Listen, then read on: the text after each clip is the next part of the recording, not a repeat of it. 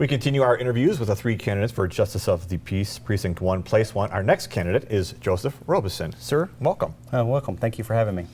Tell us a little bit about yourself. I'm from Wichita Falls area originally. I graduated from Midwestern State University after high school. I spent 10 years in the military, came back home, and began serving the city as a police officer.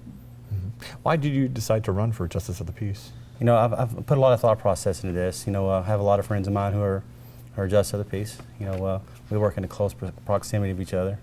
I have a servant's heart. I really love serving the community, the people that I deal with on a daily basis.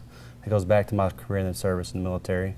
I serve my country, serve my city, and I thought if I can be elected as the next Justice of the Peace, I could serve a broader range of people, a larger community. What do you believe is the most important function of Justice of the Peace?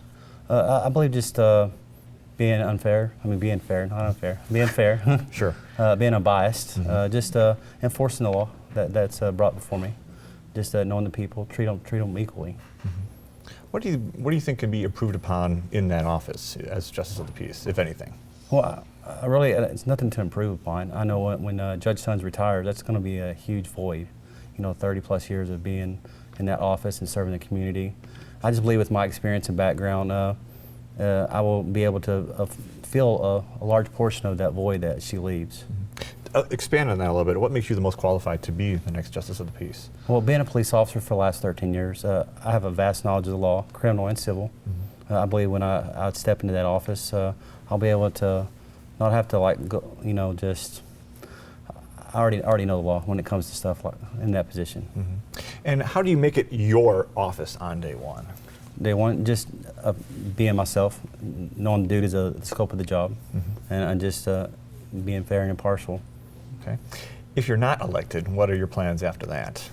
Well, hopefully that's not the case. Sure. I definitely will continue to serve the community.